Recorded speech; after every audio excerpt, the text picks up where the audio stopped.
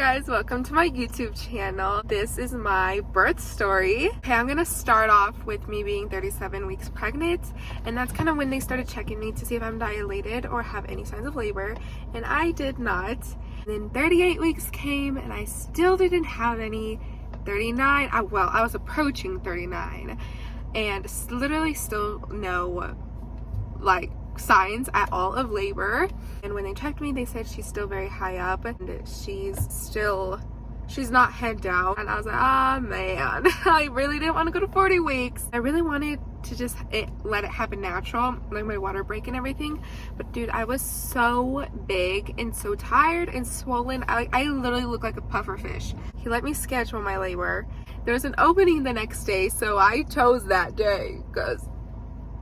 So then we get to the hospital. I have a very, very low pain tolerance. So when they were checking me to see if it's happening naturally yet, it wasn't. They gave me my epidural first, and let me tell you about the epidural. It did not even hurt. Knowing me, I have a very low pain tolerance. I was terrified of the epidural. The worst part was the numbing, the little numbing needle. And that's it. The epidural, I didn't even know. He was like, I'm done. And I'm like, no, you didn't even do it. Don't try to trick me. I just didn't feel it. And it was great. They gave me Pitocin to start my labor and my contractions and everything. So I couldn't feel anything. Checking me throughout the day, and she had finally been head down. And I was like, oh, thank goodness. Yeah. I only dilated, I think half a centimeter or a centimeter. I'm not too sure. I don't really remember. I was like, oh, yay. It's woohoo, right? And then a couple of hours passed by. They had me walking down the hallway, jumping up and down on that exercise ball, and nothing really. I think I was at a 2, a 3, and then the day kept passing by, a couple of hours kept passing by, and it was nighttime, and I think I was just at a 3. So they were like, okay, so do you want a popsicle? Do you want, maybe it'll help? No. No. I was stuck at 3 centimeters for a good couple of hours. They checked me in the morning. I woke up feeling so bad.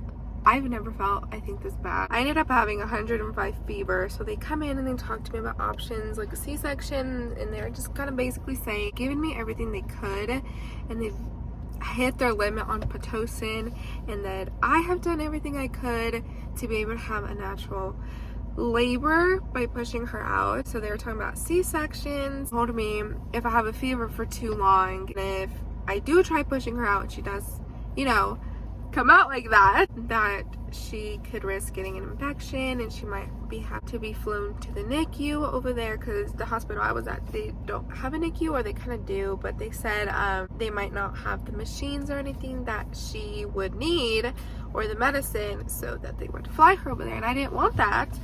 So I think the best option for me was a C-section. My staff was so good. I loved my doctor, my nurses were great, my anesthesiologist, though, that's some tea that I have to talk about, because no anesthesiologist should say that to somebody in labor or any human, honestly. So I was out of it. I was ready to just get this over with. Had a fever. I felt terrible. I could feel all my cramps. My epidural was running out too.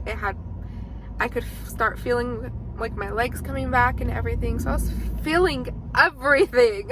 I really give credits to everybody who has had an absolute 100% natural birth without an epidural or anything, because how in the world? This is my first time. I didn't know how bad the pain was gonna get or anything, and I felt terrible, and I told my nurse my pain is at a 10. I'm not sure what a 10 feels like, but I was like, it feels terrible. I was on the edge of tears of how terrible I felt.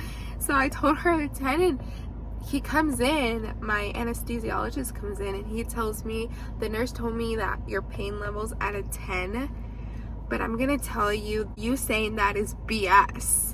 Because that he's been doing this for so and so long, and that he knows what he's doing. And I just kind of looked at him, and I was like, seriously?